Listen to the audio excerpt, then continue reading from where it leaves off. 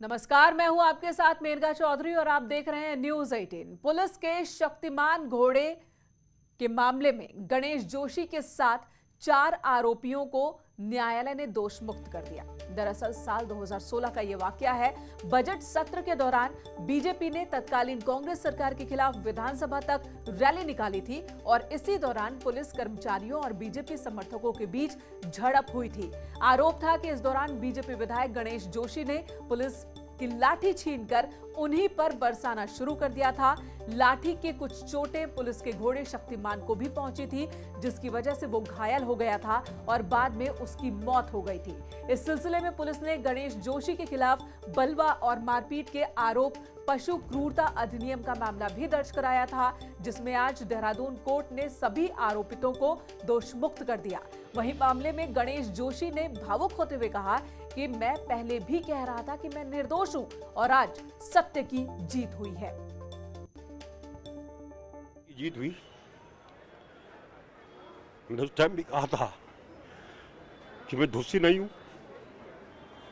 न्यायपालिका ने न्याय दिया है, मैं न्यायपालिका का सम्मान करता हूं और अपने वकील मित्रों का, बाहर के लोगों का, जो मेरी बहुत ज्यादा चिंता कर रहे थे, इसी का प्रतिबल है कि आज मुझे न्याय मिला। और एक बार मैं फिर कहता हूं कि सत्य की हमेशा जीत होती है। और उत्तराखंड दौरे पर केंद्रीय गृह मंत्री अमित शाह पहुंचने वाले हैं। अमित शाह 16 और 17 अक्टूबर को देवभूमि में रहेंगे। 16 अक्टूबर को अमित शाह हरिद्वार में एक निजी कार्यक्रम में शामिल होंगे। 17 अक्टूबर को देहरादून में एक रैली को संबोधित करेंगे।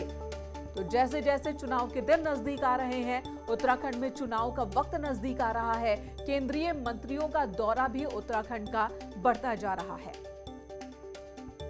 अक्टूबर का महीना खासकर बेहद खास होने वाला है उत्तराखंड के लिए, क्योंकि खबर है कि गृह मंत्री अमित शाह 16 और 17 अक्टूबर को उत्तराखंड में होंगे। तो वहीं प्रधानमंत्री के भी महीने के आखिर तक उत्तराखंड पहुंचने का कार्यक्रम है, ऐसी भी खबर आ रही है। अगले 2 महीने में भारतीय जनता पार्टी के केंद्रीय वरिष्ठ नेता उत्तराखंड का प्रवास करेंगे और उसमें 16 और 17 तारीख को माननीय गृह मंत्री जी उत्तराखंड के अंदर हैं। संगठन की दृष्टि से और जनसभाओं की दृष्टि से उनके बड़े कार्यक्रम होने हैं। उत्तराखंड आएंगे केंद्रीय गृह मंत्री अमित शाह। 16 और 17 अक्टूबर उत्तराखंड के दौरे पर रहेंगे और इसे लेकर बीजेपी के सभी जो बड़े और सीनियर लीडर हैं उत्तराखंड के, उन्होंने भी तैयारियां शुरू कर दी हैं। 16 अक्टूबर को वो हरिद्वार में होंगे, वहां पर एक निजी कार्यक्रम है उनका, लेकिन 17 अक्टूबर को देहरादून में होंगे, जहां जनसभा को संबोधित करेंगे। बीजेपी कार्यकर्ताओं के साथ भी उनकी मीटिंग होगी। सुनील का प्रभात इस वक्त हमारे साथ देहरादून से मौजूद हैं। सुनील, इस दौरे को लेकर क्या अहम जानकारी आपके पास? देखिए, मैंने कहा विधानसभा चुनाव नजदीक है, ऐसे में बीजेपी की कोशिश है कि जो भी राष्ट्रीय नेता हैं, जो प्रभावशाली हैं, उनको किसी न किसी लिहाज से उत्तराखंड में बुलाया जाए। तो अभी 16 और 17 सितंबर को केंद्रीय गृह मंत्री अमित शाह का उत्तराखंड का दौरा बना है। 16 को हरिद्वार में एक निजी कार्यक्रम में, एक यूनिवर्सिटी के कार्यक्रम में वो भाग लेंगे। उसके बाद 17 अक्टूबर का पूरा दिन उनका देहरादून में गुजरेगा, जहाँ पर वो संगठन के कामकाज की समीक्षा करेंगे। इसके साथ ही एक बड़ी जनसभा के आयोजन की तैयारी भी बीजेपी की है। और इसके साथ ही मैंने कहा इसके बाद नवंबर में प्रधानमंत्री का भी दौरा प्रस्तावित है। प्रदेश संगठन ने प्रधानमंत्री कार्यालय को 3 डेट दिए हैं, 2 अक्टूबर, 14 अक्टूबर और 9 नवंबर की। तो बहुत संभव है कि 9 नवंबर, जब राज्य का स्थापना दिवस है, प्रधानमंत्री मोदी का दौरा भी उत्तराखंड का बन जाए। जी, धन्यवाद सुनील इस वक्त पूरी जानकारी देने के लिए। तो अक्टूबर में गृह मंत्री अमित शाह, तो नवंबर की शुरुआत में प्रधानमंत्री नरेंद्र मोदी। और इसी बीच एक और बड़ी खबर, प्रधानमंत्री नरेंद्र मोदी 6 अक्टूबर के बाद केदारनाथ के दौरे पर आ सकते हैं। वहीं पीएमओ से केदारनाथ में कार्यों का जायजा लेने के लिए एक टीम केदारनाथ पहुंची। इसमें पीएमओ में सलाहकार भास्कर खुलबे शामिल हैं। आईएएस मंगेश घिल्डियाल भी इस टीम का हिस्सा। केदारनाथ दौरे पर पहुंची पीएमओ की टीम से तीर्थ पुरोहितों ने अपनी समस्याएं भी बताई हैं।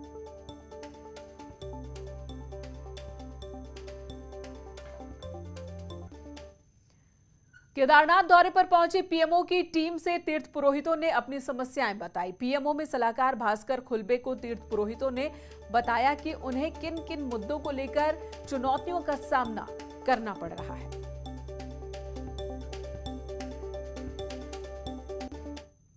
चलिए बात कांग्रेस और आम आदमी पार्टी की भी कर लेते हैं। आम आदमी पार्टी ने भी अपनी यात्रा निकालने का ऐलान कर दिया है, जिसकी शुरुआत नैनीताल से होगी।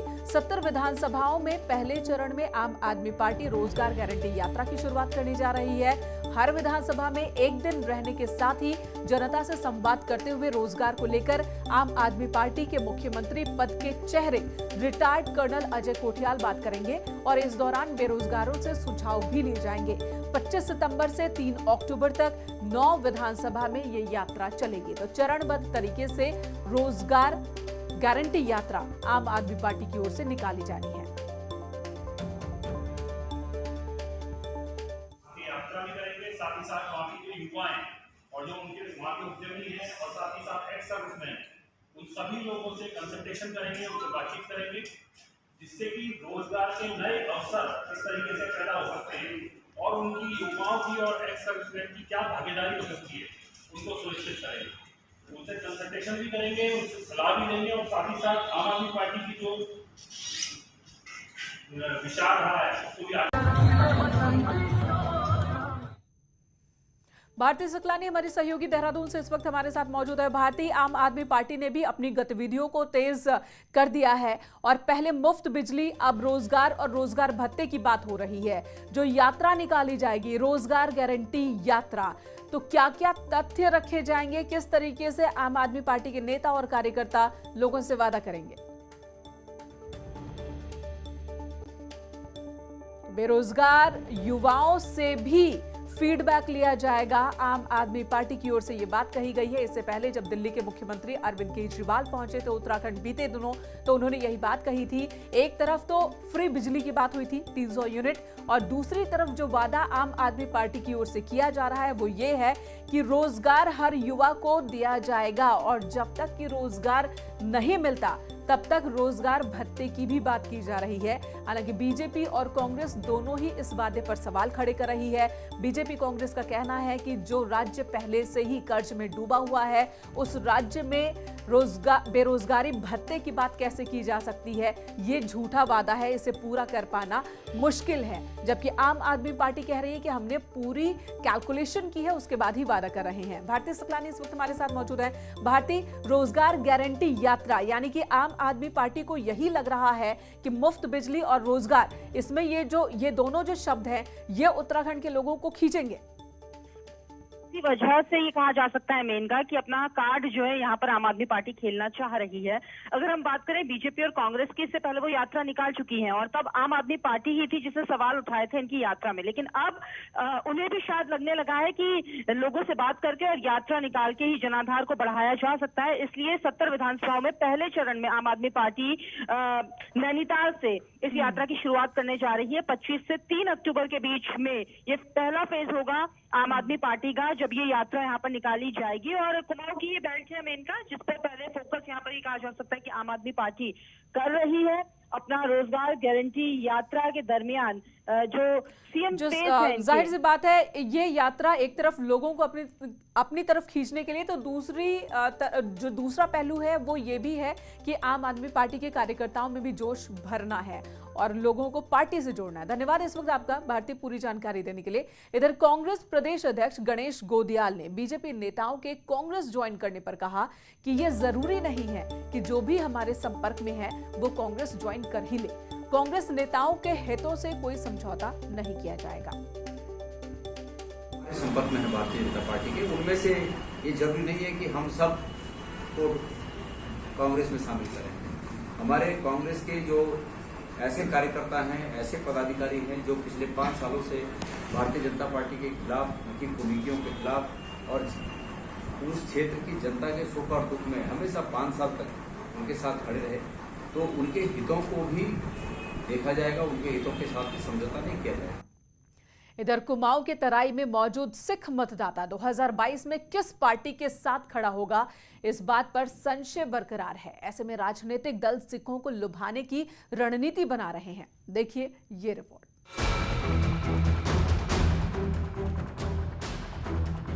पिछले 1 साल से जारी किसानों के इस आंदोलन ने तराई में सिख मतदाताओं को राजनीति के केंद्र में लाकर खड़ा कर दिया है।